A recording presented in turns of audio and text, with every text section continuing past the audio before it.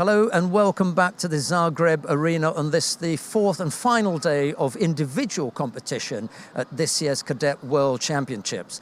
We're about to invite our gold medal winning contestant from the under 70 kilo category onto the mat. What a super performance she's had. And Thea Cowan is going to do that. Hi, Thea. Hello. Yes, I am delighted actually to present today. We have Alexandra from Serbia. She's going to come on and give us a little interview and tell us about her day. So, come on down.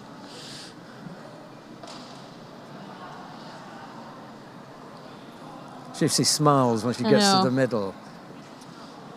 Congratulations, Alexandra Andrich. Really terrific performance. We enjoyed watching that very much. Happy? Let's just put that up a little bit higher so we can hear you. Come on. No problem. Right, you came in today unseeded. Were you anticipating that you could possibly reach the final today? I was second in two European Cups this year, and then on European Championship I lost in the second round, so I was really motivated to fight good today. You speak about motivation. You saw your teammate yesterday. You heard the Serbian national anthem yesterday for gold medal. That must have been some motivation as well. Yeah, it was good to continue a gold medal. And is it your father that coaches you? Yes, my father is. So, but he wasn't in the chair. He was in the stands, or was he in the chair? Yesterday or no? Today. Oh, today. Yeah, he was. In That's the chair my dad. for you? Yeah. Oh, great. That must be something to have him that close. Yeah, it's and good. We didn't put him out for talking too much. Stayed. He was calm.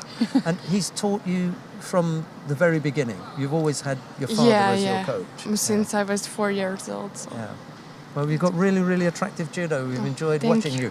I was just saying to Thea before you came out, there's just something, there's some presence that you bring to the mat that's a little bit special. We talk about respect and everything. Yeah. You always seem so respectful to your opponents, but when you came off, you didn't rush and jump in the arms of your dad and you have your legs wrapped around him, but you bowed to him.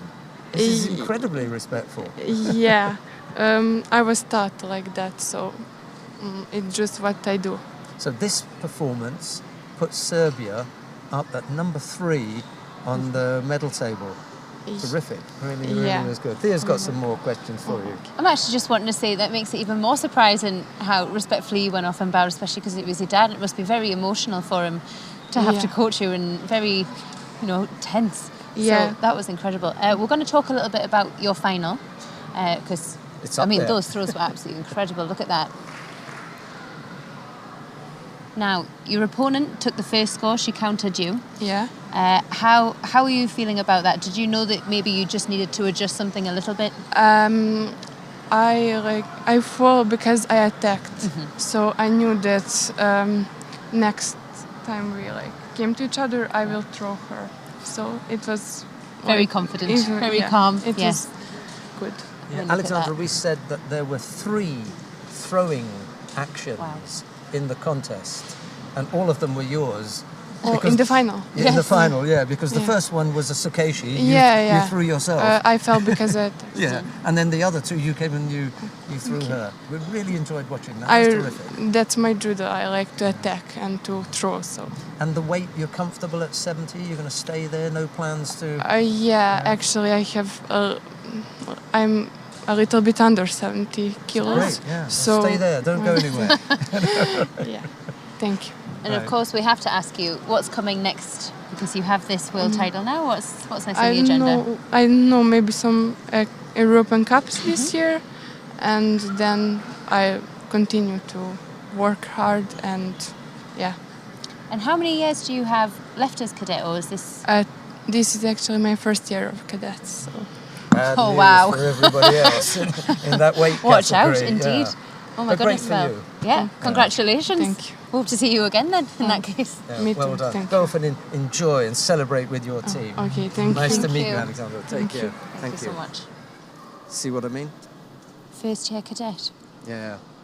Well, that's a scary situation for everyone looking at that weight. Yeah. Because in another year's time, the experience and the development, I think, will be... And if, as she just said, she is comfortably in the weight category, she can afford to, eat, train, be comfortable, and still be in the weight for next year. She's got a good height on her as well, there, hasn't she? It was a couple of times I'm looking up a bit. Yeah. Good frame for Yes. 70 kilos. Yes. Right, 70 kilos was one of the weight categories. We then had the under 90 kilograms, where we category. had a cadet European Championship rematch actually for the final. I didn't know that. I hadn't really looked them up. Yeah, Right, who did we have then? so we had Nikita Yudanov, who'd won the European Championships and then obviously went on to win today again. And we had the Italian Cristiano Minincheschi. He appeared to hit a brick wall as soon as he came out. The first 3 or 4, exchanges, he was going nowhere. It was almost like he just couldn't, as soon as Yudanov got that high hand on, it was stopped. Like, it didn't even matter if he was trying to get round. Every time he even managed to get in a little bit, he was shut down straight away with Osoto or whatever he fancied, really. He scored, and then he was picking up the Shidos, and I think obviously he was maybe a bit desperate trying to get the attacks in, so it was a hard one for him, but I have to say it wasn't too different from the Europeans. Okay. But I do want to mention that was the longest contest for the Ukrainian athlete. Throughout the day, he'd flown through, not even on the mat for 4 minutes, so he'd actually done the full 4 minutes in that final. Yeah, at least, so at least the took him the distance. Took him the distance. What after that we had the plus 70 kilo category, didn't we? And that was an all Asia matchup. Japan and the Republic of Korea. Where was your money in that one? I have to admit it was Republic of Korea. And they're both high school champions from their respective countries. So this was a good matchup, although it looked, you can see up on the screen there, size-wise, it doesn't look like a very she's a even genuine battle, does it? super heavyweight, isn't she, Lee? Just made for this weight category. Whereas I thought, in a way, just looked a little bit undersized. Yeah. I mean, looking at her results, she's already got Continental junior titles, so coming down to cadets, maybe it's just... maybe she was just like, well, I'm just coming for, I don't know, a few randori or something like this. But no, it was a nice one.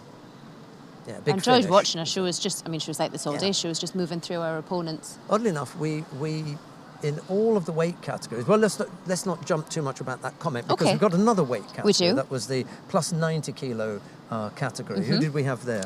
We had Ibrahim Tataroglu and Matteo Akiana Mongo. Now, the semi-final was a European final against Ramzan Amadov, who was the #1 seed. Now, obviously, he was defeated, but he came back with his save. Unless he picked up the almighty save. Yeah. Yes, and then so Ibrahim went into the final. So that was nice, and he owned that as well. Similarly to Yudanov, I would have argued based on the grips, because he was just going in for that Makakomi, and the French just had no...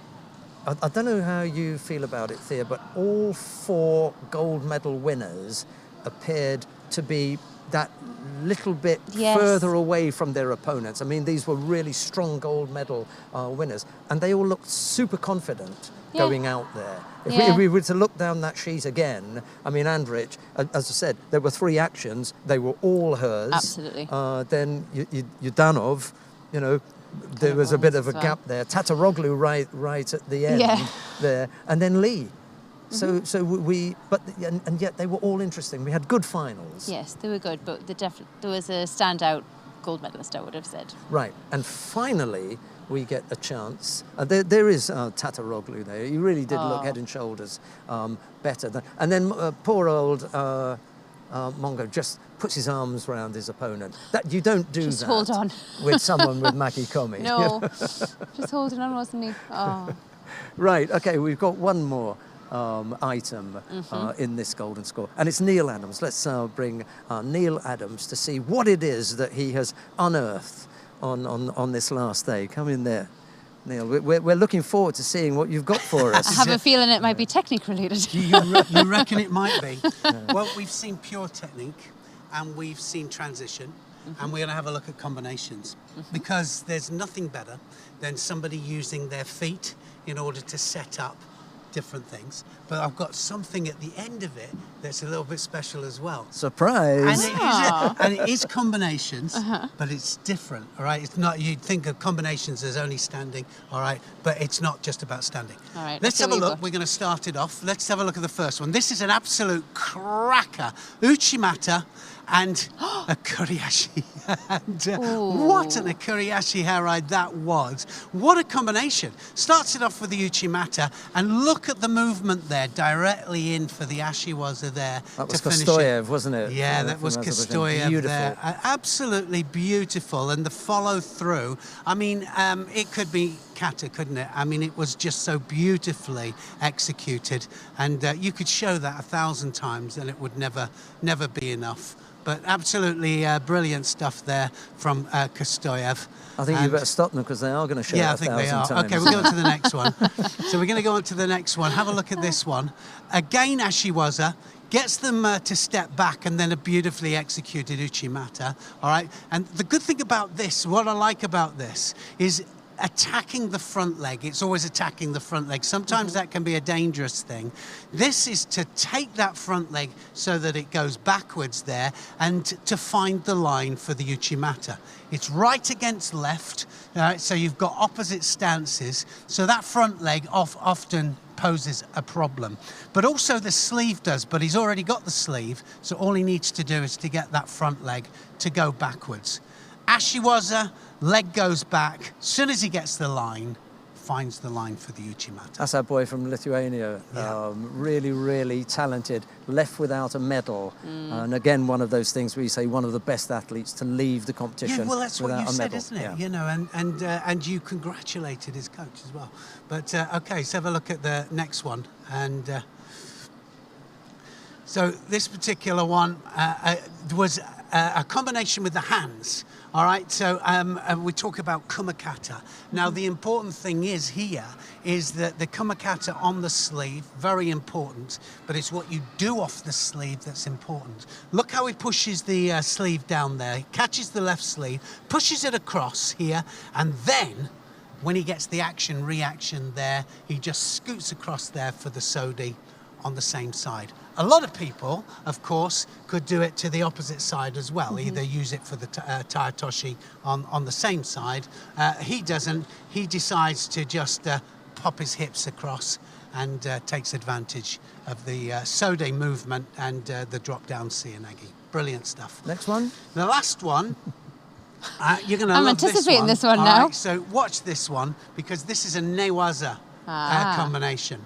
All right, and this one goes in all sorts of different directions here. All right, so he starts it off with the turnover, and he looks for the osai komi. So the osai komi doesn't come, so he comes back up on top, looks for the juji gatame, and then he looks for the hold down again. So now he ties up the top half. Now, the obvious thing here is to tie up the top half, get the leg out, but he goes for the udi gatame, all right, straight arm, takes the leg over the head, and then pulls it round from a different direction for the udi garami. You're right, he was all over the place. All over the place, Yeah. yeah, right, but he knows where. He's got a plan A, B, C, and D, all right? Looks for the hold down first of all. So he comes on top, goes for the arm. He thinks juji gatame is a possibility here. Then he looks for the hold down. The arm comes available, and he thinks, I'm going to have a little go at that arm here, and I'm going to go for the straight arm lock for the udi gatame. And then he puts the leg around the head, sits forward here, and then he gets the udi garami with the bent arm. How nice is that? And combinations, you know, I love combinations because combinations win events, you know, and also, and I think this is a big lesson for the youngsters here, is that, you know, if one thing doesn't work down on the ground, then you have to have a plan A, B, C, D, and E. He had Quite the he was repertoire, going didn't through he? the Through alphabet the there, yeah. alphabet, didn't he? It was just amazing. That was wonderful. Yeah. Right, I well, love that that. brings us to a close of the individual competition. 4 days of individual competition. We've got a 5th day tomorrow. It's the team event. And maybe you want to, I'm going to give you both a chance to say your expectations for the team event? Neil, you go first. Well, I'm always going to go for France because France, have always, they have this knack of being good team people, all right? Georgia as well, I think, are going to be in there. But I think that Georgia go up against Japan in their Georgia go up against first Japan. match. And, I mean, Japan is the obvious one, but, when it comes to team competition, anything can happen. It doesn't always happen, No, it doesn't. as And we saw especially in the at Olympic cadet level Games. as well, I And know. especially here. I think Thea. I'm going to go for Azerbaijan. Ooh. Only because they had a tremendous team, to be fair, Yeah. at the Cadet Europeans.